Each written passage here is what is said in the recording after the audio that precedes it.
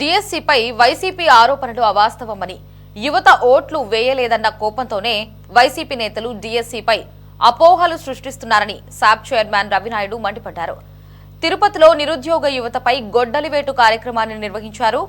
ఈ కార్యక్రమంలో సాప్ చైర్మన్ రవినాయుడు, ఎమ్మెల్సీలు రామ్ గోపాల్ రెడ్డి, కంచర్ల శ్రీకాంత్ పాల్గొని వైసీపీపై తీవ్ర స్థాయిలో విరుచుకుపడ్డారు. డిఎస్సీ ఉద్యోగాలను అమ్ముకున్నామని చెప్పడం కరెక్ట్ కాదని, స్పోర్ట్స్ కోటాలో ఉద్యోగాలు అమ్ముకున్నామని అసత్య ఆరోపణలు చేస్తున్నారన్న సాప్ చైర్మన్ రవినాయుడుతో మా ప్రతినిధి Girinath face to face. Andhra Pradesh ప్రభుత్వంలో ఏదైతే మెగా డిఎస్పీ విడుదలైన తర్వాత వేళలు గడుస్తున్నప్పుడు కూడా సరే, ఇప్పుడు కొత్తగా యొక్క నియామకాల్లో అవినీతి జరిగిందంటూ కూడా సరే రాష్ట్ర వ్యాప్తంగా పెద్ద దుమారానికి తెరదీసింది వైఎస్ఆర్ కాంగ్రెస్ పార్టీ. అయితే ఇదే అంశంపై మాట్లాడడానికి స్నాప్ చైర్మన్ రవినాయుడు ప్రస్తుతం మన అందుబాటులో ఉన్న పరిస్థితి ఉంది. సార్ చెప్పండి సార్, ఎలా చూడొచ్చు అంటారు? అంటే గడిచినప్పుడు కూడా సరే ఇప్పుడు ఉన్నట్టుండి ఈ యొక్క డిఎస్సీలో అవకతవకలు జరిగాయంటే పెద్ద ఎత్తున ఆరోపణలు ఏ విధంగా చూడొచ్చు? కడుపు కాలిపోతుంది, బాధేస్తుంది. సంవత్సరమైంది డిఎస్సీ పూర్తి చేసి, ఈరోజు దొంగలు పడిన 6 నెలలు కుక్కర్లు మురిగాయన్నట్టు ఇప్పుడు మొరగతున్నారు. మేము అడుగుతున్నాం, ఆ దొంగ ఎవడో చెప్పండి. ఆ దొంగ ఎవడో, ఎవరికి డబ్బిచ్చారు, ఎవడు తీసుకున్నాడు, ఎక్కడ ఫేక్? క్రీడాకారులకు ఉద్యోగం ఇద్దంటారా? విభిన్న ప్రతిభావంతులకు ఉద్యోగం ఇద్దంటారా? అదేవిధంగా ఈరోజు ఎన్సీసీ ఎన్ఎస్ఎస్కి ఇద్దంటారా? అదేవిధంగా ఈరోజు మేము రిటైర్డ్ ఆర్మీ వాళ్ళకి కూడా ఇచ్చాం, వాళ్ళకి ఇద్దంటారా? మేము అడుగుతున్నాం, ఎవరికి ఇద్దంటారు? 16,000 మంది చిత్తశుద్ధిగా ఒక పద్ధతి ప్రకారం డిఎస్సీ పూర్తి చేస్తే ఈరోజు అబాండాలు వేస్తారా? ఏంటి మీ ఉద్దేశం? యూనివర్సిటీలో పోస్టుల నియామకాలు జరగకూడదు, యూనివర్సిటీలో నియామకాలు జరగకూడదు, కాలేజీలో నియామకాలు జరగకూడదు, స్కూల్లో నియామకాలు జరగకూడదు. ఏమి జరగాలనేది మీ కోరిక? రక్తపాతం జరగాల, గొడ్డల పోటు జరగాల, నిరుద్యోగులు ఆర్తనాదాలు పెట్టాలా? ఏం కోరుకుంటున్నా మీరు? 5 ఏళ్ళలో ఏం పీకారయ్యా మీరు? ఒక్క డిఎస్సీ ఇచ్చారా? అసెంబ్లీ సాక్షిగా మీరు ఏం చెప్పారు? అసలు టీచర్ ఉద్యోగాలు ఎక్కడున్నాయన్నారు. నేను అడుగుతున్నా, ఎక్కడున్నాయన్న మీరు 16,000 ఉద్యోగాలు ఇస్తే ఈ రోజు ప్రశ్నిస్తారా? జాబ్ క్యాలెండర్ 4 తీసుకునే దానికి కూడా పనికిరాని జాబ్ క్యాలెండర్ ఇస్తారా? మీరు ఏ అర్హత ఉందని మీరు ప్రశ్నిస్తున్నారు? అభియోగాలు వేస్తారా? మేము సవాల్ ఇస్తున్నాం. మేము ఇప్పుడే విడుదల చేసాం. శాప్ ఆన్లైన్లోకి వెళ్ళండి. ఏ క్రీడాకారుడికి ఇచ్చామో, ఎవరికి ఇచ్చామో ఉంది. ఎవడు డబ్బు ఇచ్చాడు? అవును, మేము అడుగుతున్నాం. సర్టిఫికెట్లు ఎవరు ఇస్తారయ్యా? శాప్ ఇస్తుందా? సర్టిఫికెట్లు మేము ఇస్తామా? అసోసియేషన్స్, ఫెడరేషన్స్ మేము ఒకటి అడుగుతున్నాం. ఇదే అసోసియేషన్ లో జగన్ మేనమామలేడా? మేనల్లుడు డానియల్ ప్రదీప్ ఫుట్బాల్లో ఉన్నాడు. మీ ఎంపీ, మాజీ ఎంపీ ఏలూరు ఒక దానికి చైర్మన్గా ఉన్నారు. మరి వాళ్ళ సంతకాలతో ఇచ్చిన అవి ఫేక్ సర్టిఫికెట్లు అంటారా? అంటే ఎవరు దొంగలు? మేము సవాల్ ఇస్తున్నాం. ఎవరు దొంగలయ్యా? గజ దొంగలు మీరు, దోపిడీదారులు మీరు. 2,000 ఉద్యోగాలు గ్రామ సచివాలయ స్పోర్ట్స్ కోటా కింద ఇచ్చారే, మరి ఏ ఆధారంగా ఇచ్చారు? ఎవరు ఆధారం పెట్టుకొని ఇచ్చారు? ఇదే ప్రక్రియ కదా మేము కొనసాగించింది. మేము దొంగలైతే మీరు కూడా దొంగలు కదా. మీరు గజ దొంగలు. 300 ఉద్యోగాలు ఇచ్చిన మేము దొంగలైతే 2,300 ఇచ్చిన మీరెంత? 1000 కోట్ల స్కామ్ జగన్మోహన్ రెడ్డి కొంపకెళ్ళిందా, లేకపోతే ఎవరికి కొంపకెళ్ళిందో సమాధానం చెప్పాలి సార్. అయితే ప్రధానంగా ఈ యొక్క స్పోర్ట్స్ కోటాలో పూర్తి స్థాయిలో అవినీతి జరిగింది, కోట్లాది రూపాయలు స్నాప్ చైర్మన్ రవినాయుడు తీసుకున్నాడని కూడా ప్రధానంగా ఆరోపణ వినిపిస్తుంది. ఎలా చూడొచ్చు? ఇచ్చినోడు ఎవడు? ఎవడిచ్చాడు రా అని అడుగుతున్నాం. సవాల్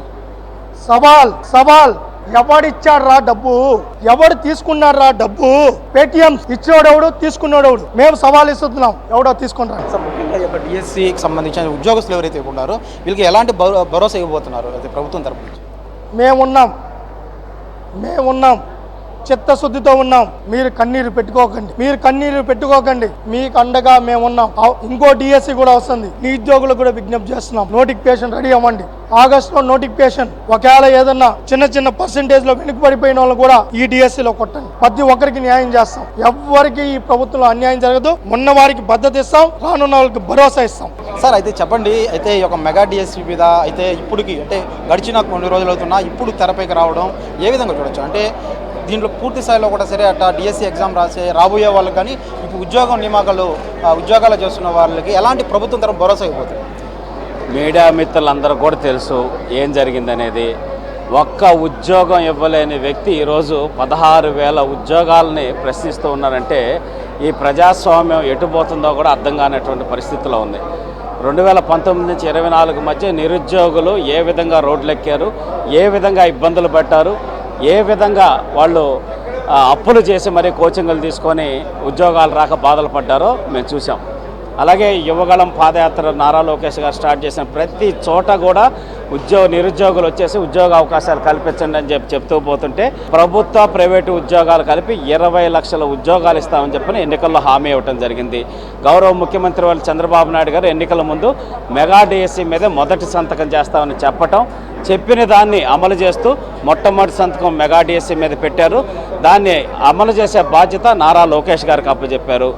అధికారులు ప్లస్ నారా లోకేష్ గారు వాళ్ళ బృందం అందరూ కష్టపడి 100 కేసులు వేసినా కూడా ఎటువంటి ఇబ్బంది లేకుండా అన్ని రకాలైన జాగ్రత్తలు తీసుకొని 16,347 మందికి ఉద్యోగాలు ఇవ్వటం జరిగింది.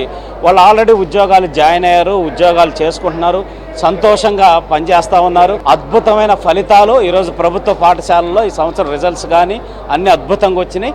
ఈ సంవత్సరం అడ్మిషన్స్ కూడా పెరిగినాయి ప్రభుత్వ పాఠశాల. ఇట్లాంటి ఒక పాజిటివ్ వాతావరణంలో ఏదో రకంగా మంచి పేరు వస్తుంది ప్రభుత్వానికి, నారా లోకేష్ గారికి మంచి పేరు వస్తుంది, కూటమి ప్రభుత్వానికి మంచి పేరు వస్తుంది. దీన్ని ఎట్లయినా సరే నాశనం చేయాలని చెప్పినసని ఈ ఒక కొత్త దుర్మార్గానికి తెరలేపారు.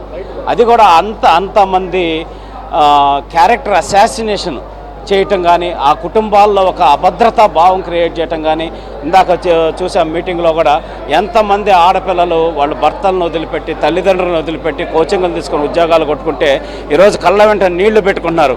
మమ్మల్ని కష్టంతో తెచ్చుకున్న ఉద్యోగాన్ని ఈరోజు మమ్మల్ని దొంగల్లాగా చిత్రీకరించడానికి వైఎస్ఆర్సీపీ వాళ్ళు ప్రశ్నిస్తున్నారని వాళ్ళే తరిమి కొట్టే పరిస్థితి త్వరలోనుంది. 100% ప్రభుత్వం స్పష్టంగా చెప్తోంది. దీన్ని చాలా పారదర్శకంగా చేశాం. ఎక్కడైనా సరే ఏమి మాట్లాడటానికైనా మాకు అన్ని రకాలైనటువంటి చేసిన ప్రాసెస్ ఉంది కాబట్టి భయపడాల్సిన అవసరం లేదు. 100% ఆ ఉద్యోగులకి, డిఎస్సి ఉద్యోగులకు అందరికీ ప్రభుత్వం అండగా ఉంటుంది. ఇదే అంశమే మనతో మాట్లాడడానికి ఎమ్మెల్సీ రాంభూపాల్ రెడ్డి గారు. సార్ చూడండి సార్, ఎలా చూడొచ్చు అంటారు అంటే ఇవాళ మీరు కూడా అందరితో మాట్లాడడం జరిగింది. డిఎస్సి అభ్యర్థులతో పాటు చాలామంది మహిళా ఉద్యోగస్తులు కూడా కన్నీరు పెట్టుకున్న పరిస్థితి ఏ విధంగా అంటే ఇప్పటికే ఒక భయాందోళన వదిలిన పరిస్థితి. అంటే ఉద్యోగాల నియామకాల్లో చేస్తున్న వాళ్ళు కూడా సరే ఇప్పుడు ఎక్కడైనా ఆ ఉద్యోగాలను తొలగిస్తారేమో అని భయాందోళన చెందుతుంది. ఎలాంటి భరోసా ఇవ్వబోతుంది? ఫేక్ పార్టీ ఫేక్ ప్రచారాలతో ఒకవైపు ఉద్యోగాలు సాధించిన వారితో మరోవైపు ఉద్యోగాలు సాధించాలనుకున్న వారిలో కూడా ఒక ఆందోళన, ఒక అనుమానాలు రేకొచ్చే విధంగా ప్రయత్నాలు జరుగుతుంది. ఎవరు ఆందోళన చెందాల్సిన పని లేదు. జగన్మోహన్ రెడ్డి తాటాకు చెప్పులకు ఈ ప్రభుత్వం కానీ ఎన్డీఏ కూటమి కానీ భయపడే ప్రశ్నే లేదు. ఒక్క చిన్న తప్పు జరిగినా, ఒక చిన్న అవినీతి జరిగినా కూడా ఇప్పటికిప్పుడుకో బయటపడే పరిస్థితి. సంవత్సరం తర్వాత ఎవడిగో ఇద్దరికి పిలిచింటే వారికి పిలిచిన సర్టిఫికెట్లు వెరిఫై చేసిన ఇది సాంకేతికమైన పరిస్థితులలో కొంతమందికి ఉండొచ్చు. కొంతమంది ఫేక్ సర్టిఫికెట్లు వెరిఫికేషన్ రమ్మన్నారు. నీ ఫేక్ సర్టిఫికేట్ అని తేలింది, నీకు ఇవ్వాలని ఉద్యోగం. నీ ఫేక్ సర్టిఫికేట్, నీది ఫిజికల్ హ్యాండిక్యాప్ సర్టిఫికేట్ ఫేక్ అని తేలింది, ఇవ్వాలన్నా ఉద్యోగం. అట్లాంటి వాడిని ఎన్నికి పంపిక లేకపోతే నీకు ఉద్యోగం ఇస్తారు. కాబట్టి దాని తర్వాత వాళ్ళకి ఇచ్చింటారు. అట్లాంటి వాళ్ళు ఏదో 5 కేసులో 10 కేసులో పెట్టుకొని మొత్తం అంతా ఏదో జరిగిపోయిందని మాట్లాడడం కరెక్ట్ కాదు. స్పోర్ట్స్ కూడా చెప్తున్నాం, బజార్లో వేసినాం లిస్టు, వెరిఫై చేసుకోండి. ఎవరికైనా అనర్హులకు ఏమైనా వచ్చినా మాకు చూపిండి. సార్ అయితే మెగా డిఎస్సి పరీక్షలకు సంబంధించి మెరిట్ లిస్టు ఎందుకు ఇప్పటి వరకు బయట పెట్టలేదు అనేసి ఆరోపణ.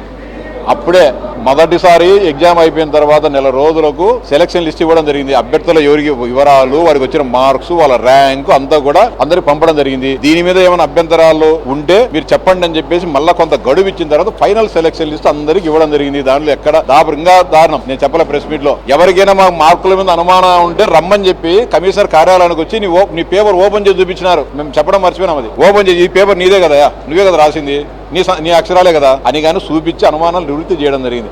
అంత ట్రాన్స్పరెంట్ గా ఈ ప్రక్రియ జరిగింది. దీంట్లో ఎలాంటి అనుమానాలు పెట్టుకోవాల్సిన మళ్ళీ ఆయనకు ఉద్యోగం లేదు కాబట్టి రాష్ట్రంలో ఎవరికి ఉద్యోగం ఉండకూడదు అనేది జగన్మోహన్ రెడ్డి ఆలోచన, ఆకాంక్ష. కాబట్టి ఆయన ఎన్ని కుట్రలు చేసినా ఏం చేసినా కూడా ఈ రాష్ట్ర యువతకు వచ్చే ఉద్యోగాలు ఆగిపోవు. ఆయన ఆపలేడు. ప్రభుత్వము, ప్రజలు కృతనిశ్చయంతో అందరూ ఉన్నారు కాబట్టి ఆయన చేసే కుట్రలను ఎప్పటికప్పుడు ఛేదించి చైతన్యవంతం చేస్తాం.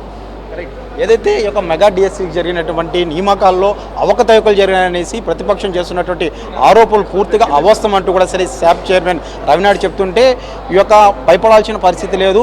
ఆ యొక్క సంబంధించినటువంటి ఉద్యోగాలకు నియామకాల్లో పరీక్షా ఫలితాలకు సంబంధించినటువంటి పేపర్స్ ఏవేవి ఉన్నాయో అవన్నీ కానీ చూపించడానికి కూడా మేము సిద్ధంగా ఉన్నామనేసి ఎమ్మెల్సీ రాంభూపాల్ రెడ్డి చెప్తున్నారు. అయితే కంచెల శ్రీకాంత్ మాత్రం ఒకటే చెప్తున్నారు. అయితే జరిగినటువంటి మెగా డిఎస్సికి సంబంధించి అవకతవకలు జరుగుంటే బహిరంగ చర్చకు మేము సిద్ధం అంటూ చెప్తున్న పరిస్థితి.